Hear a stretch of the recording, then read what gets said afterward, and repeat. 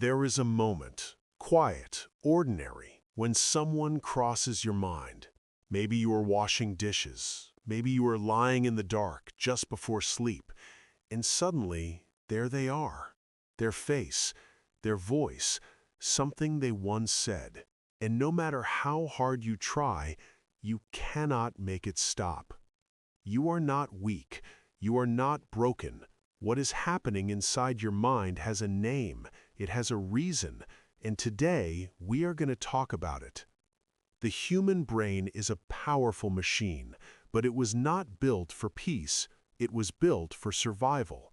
And one of the ways it survives is by holding on to people who made us feel something deep, something real, something that changed us even a little. When you meet someone who matters to you, a friend, a lover, a person who simply understood you, your brain begins to build a map.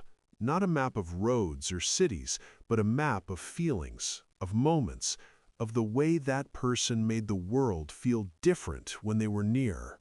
This map does not disappear when the person leaves. It stays, and every time something reminds you of them, a song, a smell, a certain kind of afternoon light, your brain walks that map again. It cannot help it. That is simply what brains do. There is a chemical reason for this too. When you spend time with someone who makes you feel good, your brain releases dopamine. Dopamine is the chemical of pleasure, of reward, of wanting more. And when that person is gone, your brain still wants that feeling. It still looks for it. It still waits for it to come back. This is why thinking about someone can feel like hunger, like thirst. You are not just missing a person. Your brain is missing a feeling, and it believes, deeply, stubbornly believes, that only that one person can bring it back. There is something else that keeps someone living in your mind. It is called an open loop. Your brain loves completion. It loves finished stories. When something ends cleanly, with peace and understanding, the mind can let it go. But when something ends without answers, without goodbye, without explanation, without resolution, the brain cannot close the file. It keeps it open. It keeps returning to it, searching for the ending it never received. This is why the people who hurt us without explanation are often the hardest to forget. Not because they deserve our thoughts, but because our minds are still searching for understanding, still trying to finish a story that was left unfinished. And then there is attachment, the deep human need to belong to someone, to be seen, to matter to another person. When someone fulfills that need, even for a short time, they become woven into your sense of self, into who you are, and losing them does not just feel like losing a person, it feels like losing a piece of yourself. This is why heartbreak feels physical, why you feel it in your chest, in your stomach, in the heaviness of your body when you wake up in the morning. Your mind and your body are not separate.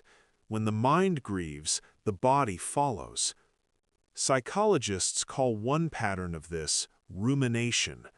Rumination means going over the same thoughts again and again, like a wheel that keeps turning without moving forward.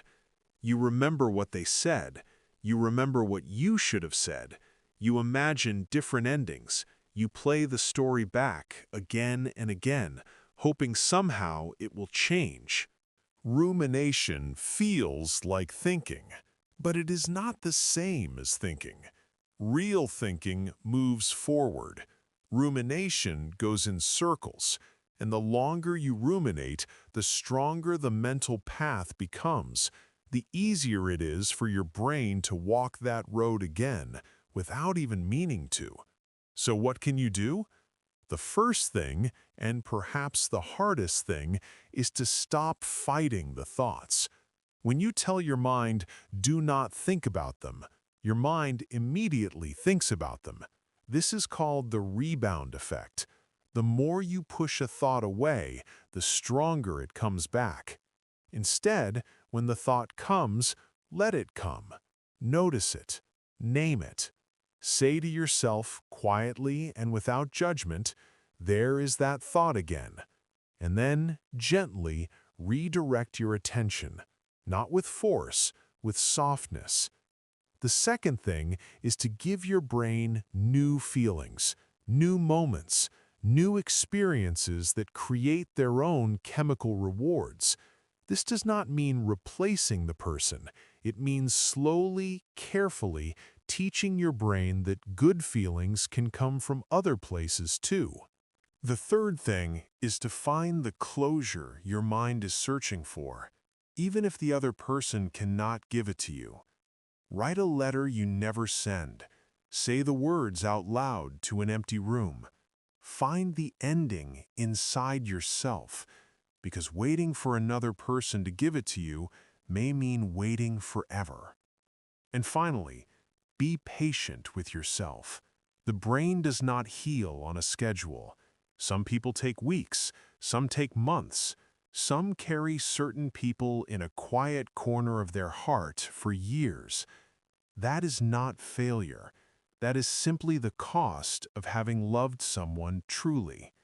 You think about them because they mattered, because something real happened between you, because your mind, that strange, powerful, deeply human mind, knows the difference between ordinary moments and ones that changed you. One day, the thoughts will come less often. They will still come, but softer, like an old song on the radio that you once loved very much.